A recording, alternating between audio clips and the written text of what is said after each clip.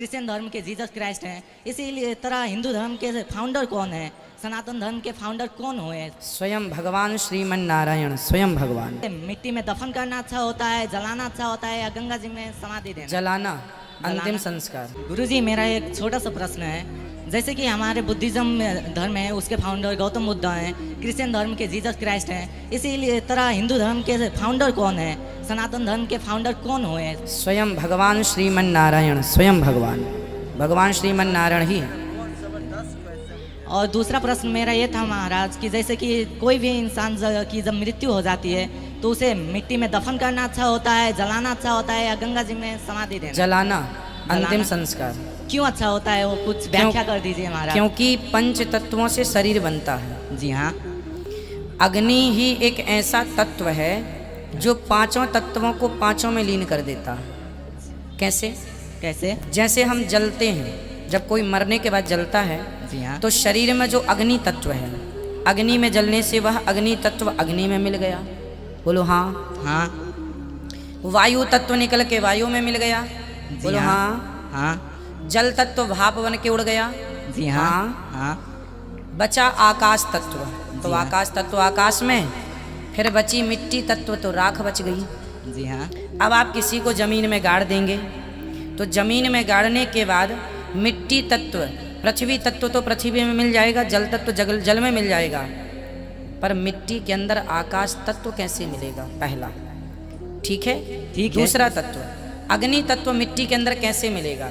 इसलिए वह मरने के बाद तो फिर सब हड्डियां गल ही जाती हैं जमीन में गाड़ने पर फिर भी जो हमारे सनातन धर्म का प्रोसेस है कि पांच तत्व जाकर पंच तत्व में मिल जाएं, उसके लिए अग्नि संस्कार से फिर बड़ा कोई संस्कार नहीं है। मेरा सवाल इनका तो ये आपने है, जवाब सुन लिया, अब डॉक्टर जाकिर नाइक साहब according का to कभी कुरान, जरा जवाब सुन लीजिए। ये कहा जाता है कि जब कयामत का दिन आएगा तो उस वक्त अल्लाह जब सबको फिर से उठाएंगे तो कहा जाएगा कि अपनी कब्रों से उठो। तो हम हिंदुओं का क्या होगा, क्योंकि हमारी तो कोई कब्र नहीं होती। भाई साहब का सवाल है कि वो कहते हैं कि क़यामत के दिन जब अल्लाह ताला वापस से हमें दूसरी जिंदगी देंगे तो कहेंगे अपने कब्रों से उठो। हिंदू भाई साहब पूछे कि हिंदू लोग तो कब्र में दफनाए नहीं जाते, हिंदू बच्चे दफनाए जाते ना। हिंदू बच्चे, हिंदू मजहब में छोटा बच्चा है उसको जलाया नहीं जाता, उसको दफनाया जाता है। फिर भी कई मुसलमान हैं जो डूब के मरते हैं, जो जल के मरते हैं, उनको भी दफनाया नहीं जाता है, जिनकी हमें मिलती नहीं। ये जब अल्लाह ताला कहेंगे कि फिर से हम जिंदगी देंगे, जरूर नहीं कि आप कब्र में से ले आ जाएंगे। जो भी इंसान मर चुका है उसके नई जिंदगी दी जाएंगे। कुरान मजीद में अल्लाह ताला फरमाता है कि अल्लाह उसमें जान डालेंगे, फिर मौत देंगे, फिर से जान डालेंगे। तो अल्लाह जान डालेंगे, चाहे वो कब्र में है, चाहे जलाया गया है, चाहे डूब गया है, जो भी हालत में है, अल्लाह उस इंसान में फिर से जान डालेंगे। और अल्लाह ताला को जान डालना बहुत आसान है, चाहे आप दफनाए गए हैं या चाहे जला दिए गए। अल्लाह ताला फरमाते जब गैर मुस्लिम के एतराज करते अल्लाह से और अल्लाह से पूछते हैं कि जब आप दफनाए जाएंगे और क़यामत के रोज जब इंसान उठाए जाएंगे तो अल्लाह ताला उनको हड्डियां को कैसे जोड़ेगा? जैसे आप पूछ रहे ना, अल्लाह ताला जो कब्र में उनको उठाएंगे, हम कब्र तो नहीं गए, तो लोग पूछते हैं, कुरान मजीद में इसका जिक्र है सूरह क़याम में, सूरह नंबर 75 आयत नंबर 3-4 में, कि अल्लाह ताला हड्डियां को कैसे जोड़ेगा? तो अल्लाह ताला फरमाते हैं अल्लाह हड्डियां को ही नहीं जोड़ सकता है, आपके उंगलियों के पोर पोर को जोड़ सकता है। उंगलियों के पोर पोर। आप सोचते हो अल्लाह ताला क्यों कहता है क्या उंगलियों के पोर पोर को जोड़ सकता है? आज की साइंस ये कहती है, सर फ्रांसिस गोल्टिन एक साइंटिस्ट है जो सन 1880 में एक डिस्कवरी किए कि फिंगरप्रिंटिंग मेथड के दो इंसान करोड़ों लोगों में भी उनके फिंगरप्रिंट यकसा नहीं हो सकते। तो अल्लाह ताला फरमाते हड्डियों को तो छोड़ो, मैं आपके उंगलियों के पोर पोर को इकट्ठा कर सकता हूँ और हूबहू वैसे पैदा कर सकता हूँ। तो अल्लाह के लिए फिर से जान डालना बहुत आसान है, चाहे वो इंसान दफनाया गया है या जलाया दिया गया है या डूब के मरा है।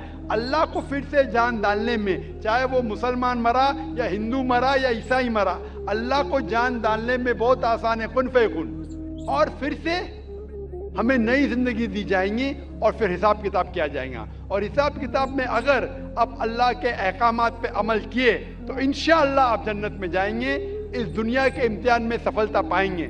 लेकिन अगर उनके अहकामात पे आपने नहीं चले, उनके मुताबिक नई जिंदगी बसर करे, तो आप इस जिंदगी में सफलता नहीं पाएंगे।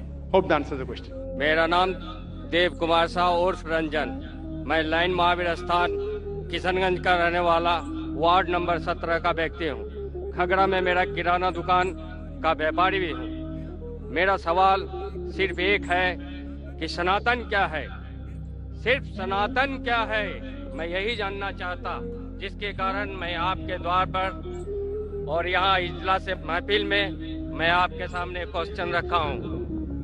भाई साहब ने पूछा है कि सनातन की मानी क्या है। पूरा सनातन धर्म, सनातन मतलब एक ही खुदा में मानना। सनातन धर्म जैसे मैंने कल भी कहा, स्वामी दयानंद सरस्वती ने शुरू किया था। और सनातन धर्म मतलब वो कहते हैं कि अगर आपको जानना है कि ईश्वर क्या है और धर्म क्या है, तो सबसे ऊंची किताब वेद के ऊपर अमल करना चाहिए। तो इनने वेद की तहकीक करने के बाद ये साबित किया कि ईश्वर का डेफिनेशन क्या है वेद और उपनिषद के जरिए। और जैसे मैंने कल भी कहा और परसों भी कहा कि जब आप पढ़ते छंदोग्य उपनिषद चैप्टर नंबर 6 सेक्शन नंबर 2 श्लोक नंबर 1, एकम एविदित्यम, खुदा एक ही है, भगवान एक है, दूसरा नहीं है, लिखा है श्वेताश्वेतर उपनिषद में चैप्टर नंबर 6 श्लोक नंबर 9, ना चस्य कसिज जनिता न जदीपा। उस ईश्वर, उस भगवान का कोई रब नहीं, कोई वालदेन नहीं। लिखा है श्वेताश्वेतर उपनिषद में चैप्टर नंबर 4 श्लोक नंबर 19, न तस्य प्रतिमा अस्ति, उस ईश्वर की कोई प्रतिमा नहीं। प्रतिमा एक संस्कृत लफ्ज है जिसके मानी है अक्स, picture, photograph, painting, idol, sculpture, statue. उस ईश्वर, उस भगवान की कोई प्रतिमा नहीं, कोई अक्स नहीं, कोई पिक्चर नहीं, कोई पेंटिंग नहीं, कोई फोटोग्राफ नहीं, कोई स्टैच्यू नहीं, कोई आइडल नहीं। यही चीज लिखा है यजुर्वेद के अंदर चैप्टर नंबर 32 श्लोका नंबर 3, न तस्य प्रतिमा अस्ति, उस ईश्वर, उस भगवान की कोई प्रतिमा नहीं, कोई अक्स नहीं, कोई पिक्चर नहीं, कोई पेंटिंग नहीं, कोई स्टैच्यू नहीं, कोई पोर्ट्रेट नहीं।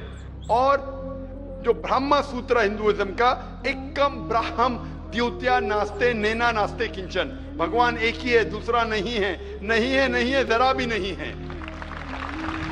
तो अगर आप ये जान ले कि भगवान एक है, उसका अक्स नहीं है और सिर्फ उसी की इबादत करना चाहिए, ये मेन ऑब्जेक्टिव है सनातन धर्म का। तो आप समझ चुके सनातन धर्म क्या है भाई साहब? फिलहाल कुछ बोलना चाहेंगे? हाँ बोलिए भाई साहब। सनातन धर्म एक में मानव रूप में इस धरती पे आता है, वो सनातन होता है। और सनातन का कोई धर्म नहीं होता, भगवान एक होते हैं, उसकी शाखाएं होते हैं। जैसे एक वृक्ष पे उसके टहनियां होती है, उसके पत्ते होते हैं, उनमें फल होते हैं, उसी तरह धर्म में भी सनातन, हर व्यक्ति इस धरती पे जो भी जन्म लिया है वो सनातन है।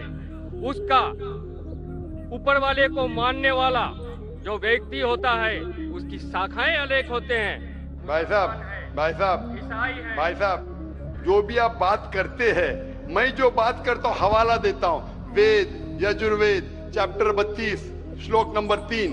कुछ भी बोलूं, मैं बोलूं 2 + 2 5, 2 + 2 6, तो मुझे हवाला तो देना पड़ेगा ना।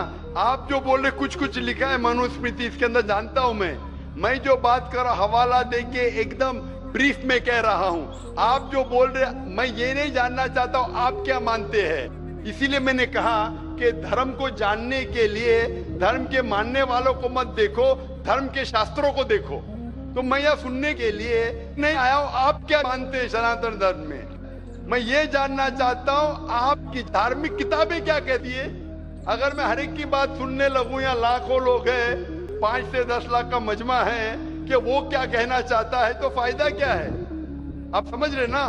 तो जो भी आप जवाब देते हैं, अगर आप कहते हैं तो आप हवाला भी दो। आप हवाला दो भगवत गीता का, उपनिषद का, वेद का, फिर बात करो। खाली बात करने में क्या फायदा? हवाला दीजिए, बात कीजिए, फिर आपको पता चलेगा क्या सही और क्या गलत है। ओके गाइज, आपने वीडियो देखी, आपको यकीनन आपको वीडियो समझ आई होगी। तो आपने कमेंट्स बॉक्स में लाजमी बताना है कि आपको ये हमारी वीडियो कैसी लगी। इसी तरह की इंटरेस्टिंग और क्वेश्चन आंसर वाली वीडियो हम डॉक्टर जाकिर नाइक की आपके सामने लाते रहेंगे। अगर आप हमारे चैनल पर नए हैं तो हमारे चैनल को सब्सक्राइब कर दें, बेल आइकन को नहीं दबाया हुआ तो बेल आइकन को दबा लें ताकि हमारी हर आने वाली वीडियो सबसे पहले आप तक पहुँचे। मिलते हैं बहुत जल्द एक नई वीडियो में। अपना बहुत सारा ख्याल रखिएगा। अल्लाह हाफिज़।